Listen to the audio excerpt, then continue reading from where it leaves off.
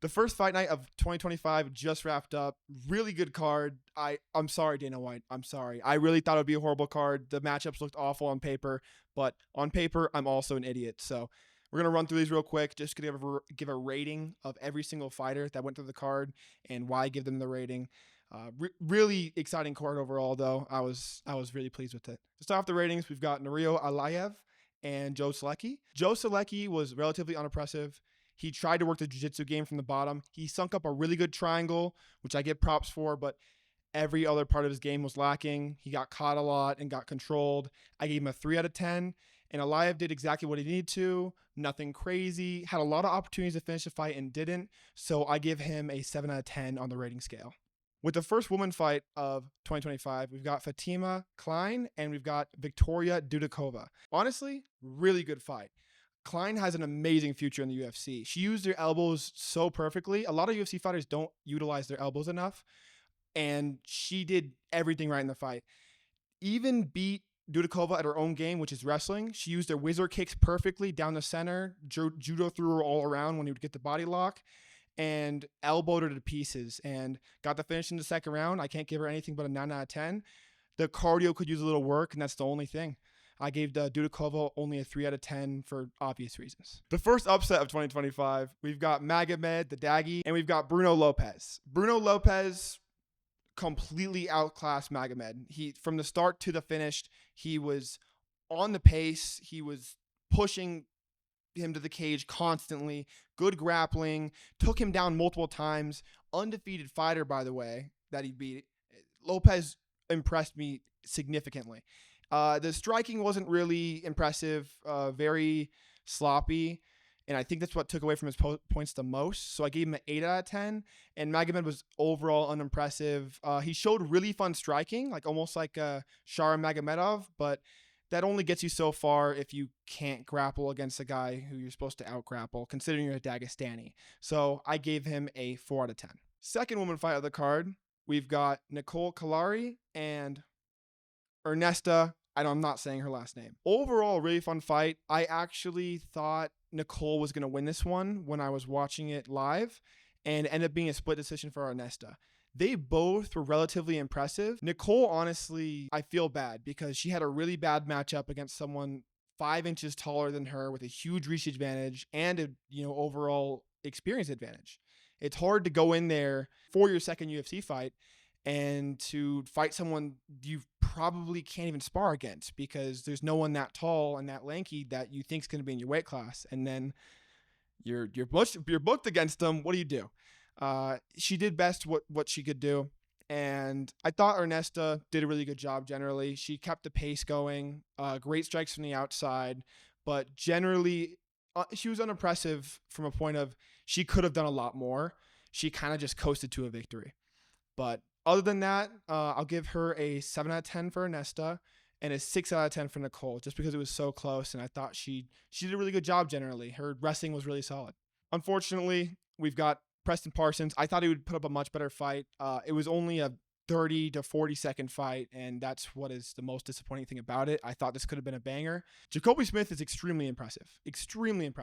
And Preston Parsons, he did the best for what time he had, but he got caught, didn't keep his hands high, got counter-striked, and got put out cold. So great win for Jacobe Smith. I want to see who he's got next in the UFC. He's an amazing prospect. I gave him a 9 out of 10, 9.5 out of 10, honestly. I'll change that, but the only thing I want to see is that he protects himself more on the outside pocket when he's coming back after throwing. I saw a lot of that tonight that upset me, but other than that, perfect performance, and I give Preston Parsons a 2.5 out of 10 for, again, obvious reasons. Next in the rankings, we've got Thiago Moises and Trey Ogden. This was an interesting fight on paper, but honestly, it was boring when it came down to it. There was a bicep tear for Trey Ogden. You can't do much about that.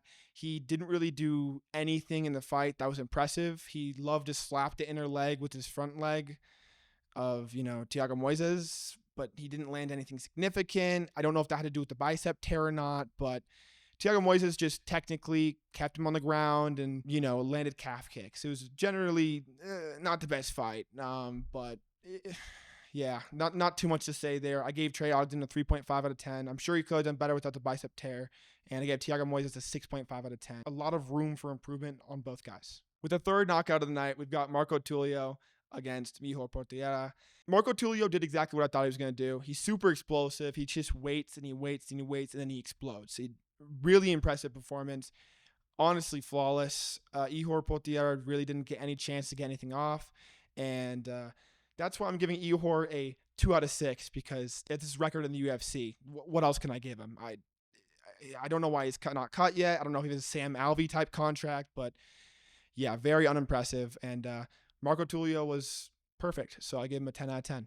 Next, we've got Jose Johnson. I want to spend like no time on this fight at all. Jose Johnson started the fight off great, and then he didn't. He landed, and then he decided to take down a world-class black belt in Felipe Bunes. What are you thinking? Sat in his guard, just handed he held his arms out like this, like, oh, you should just try and sub me, and then he subbed him. Jose Johnson, 0 out of 10. Felipe Bunes, your striking's awful. You got to work on it, but 8 out of 10. You got handed the win, but, it was still relatively impressive. Great armbar. He stuck with it even through the rolls, but that's all I can say for those ratings. Another surprising finish. We've got Uroš Medić and Punahele Soriano. Punahele Soriano was very impressive, did exactly what he needed to do. Overhand rights and lefts. He threw a 3 to a 2 and caught Uroš Medić on the exit. Uroš Medić really should have kept his hands up. It's very simple. At the beginning of the fight, everyone's dry. They're going to throw big punches. When you're exiting, you keep your hands up. Or you at least know you're safe and far enough away to keep your hands down. And Medić didn't do that. Got caught. And as a world-class striker, as I know Uroš Medić to be, these guys he's been fighting have been really good strikers. And he's able to outstrike them and stays really well in the pocket. But he just decided to put his hands down. I don't get it. I got to give him a 1 out of 10. For the very small bite-sized portion of a fight I saw, which was 30 seconds, he was extremely unimpressive. Kept his hands down, got caught. Punahele Soriano, 9 out of 10. The only thing I'll say is he also throws a little bit wild, but at least he's connecting and he has the power for it. So really fun fight overall, though. I'll say what. With the highest rating of the night, we've got Christian Rodriguez. Christian Rodriguez did so well against Austin Bashi. Straight shots, exactly as he needed to be. He threw great pressure. He was relaxed in the pocket. He defended 15 takedowns of 18 attempted by Bashi. Bashi's catch wrestling with the chain, like he can chain the wrestling together really well. And he showed a lot of talent. It was I think it was fight of the night, other than maybe Santiago Ponzinibbio versus Carlson Harris, but we'll get to that later. But the most impressive performance by a landslide was Christian Rodriguez. As per usual, the prospect killer he's in full effect this year. And that's why I rate Christian Rodriguez an 11 out of 10.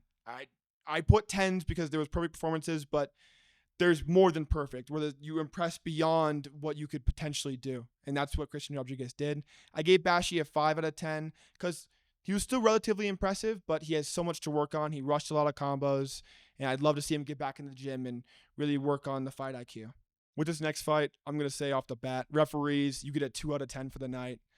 There was a lot of bad calls from the referees tonight, including all these fouls. But Chris Curtis and Roman Kopylov, great fight.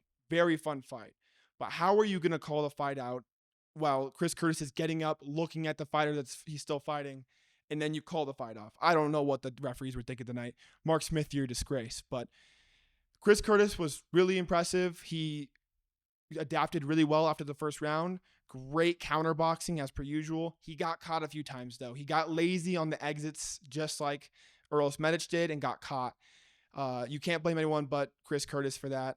So I give him a 6 out of 10 for this fight. And Roman Kopylov was super quick with the exits and just combos on combos, great head kicks. He didn't implement them until later in the fight, which worked even better.